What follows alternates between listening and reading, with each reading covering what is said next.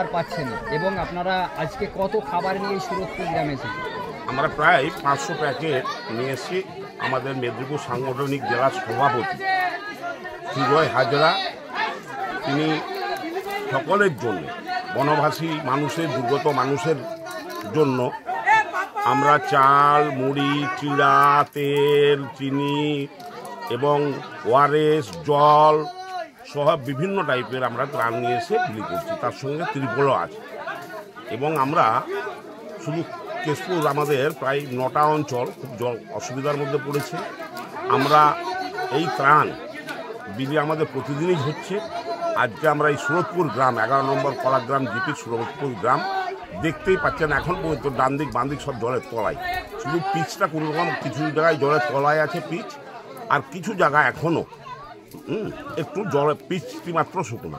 এখানে এসেই দেখতে পাচ্ছেন হাজার হাজার মানুষের যে ত্রাণ দিচ্ছেন এবং তার সঙ্গে কিন্তু এলাকার মানুষেরা চাষি মানুষ, বিভিন্ন ক্ষয়ক্ষতি হয়েছে, সেই ক্ষয়ক্ষতির নিয়ে যেটা আমি আজকেই এডিও সাহেব, আমাদের এডিও সাহেব এবং সেচমন্ত্রী ডক্টর মানস ভূঁইয়া, তিনি বলেছেন শস্য বিমা আমাদের বিনা পয়সায় আমাদের সরকার প্রত্যেক পঞ্চায়েতে শস্য বিমা, যাদের নষ্ট হয়েছে ফসল তারা শস্য বিমার আওতায় তাদের সব ফর্ম পূরণ কাজ চলছে।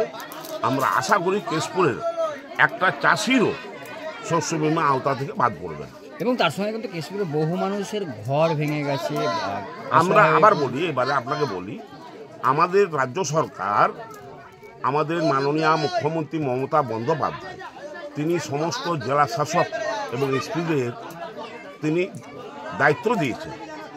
সেই হিসাবে আপনারা দেখেছেন গতকাল এসপি ধৃতিমান সরকার, আমাদের ডিএম সাহেব সবাই আমাদের কেশপুর এলাকায় সব ত্রাণ নিয়ে সব দিয়েছে।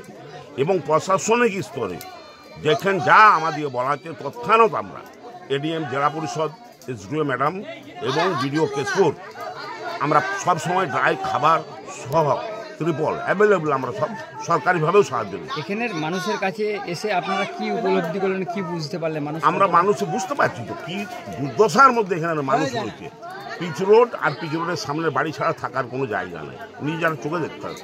আমি এই এলাকার জনপ্রতিনিধি, জেলা পরিষদের মেম্বার হিসেবে আমি বলছি, এই এলাকাটা সব সময় 11 নম্বর জিপির এই সুরতপুর সহ যখনই বন্যা হয় আমাদের ছুটে আসতে হয়, সব কাজ ছেড়ে দিই। আপনি জনপ্রতিনিধি, এই জেলা পরিষদের দলনেতা এবং এই ওয়ার্ডেরই আপনি নেতা, মানে এই মানুষের পাশে কতটা থাকবেন? এই আমরা 24 ঘন্টা তৃণমূল কংগ্রেসের সমস্ত করি, শুধু আমি একা নই, মানুষের সাথে, মানুষের পাশে, মানুষের সুখে দুঃখে সবসময় আমরা থাকি। অন্য রাজনৈতিক দলরা শুধু ছবি, আপনাদের ক্যামেরাম্যানের সামনে মুখ লাড়তে জানে, মানুষের উপকার করতে জানে না। একমাত্র রাস্তায় তৃণমূল কংগ্রেস, মমতা বন্দ্যোপাধ্যায়, অভিষেক বন্দ্যোপাধ্যায়, অল তৃণমূল কংগ্রেসের কর্মীরা সবসময় মানুষের পাশে।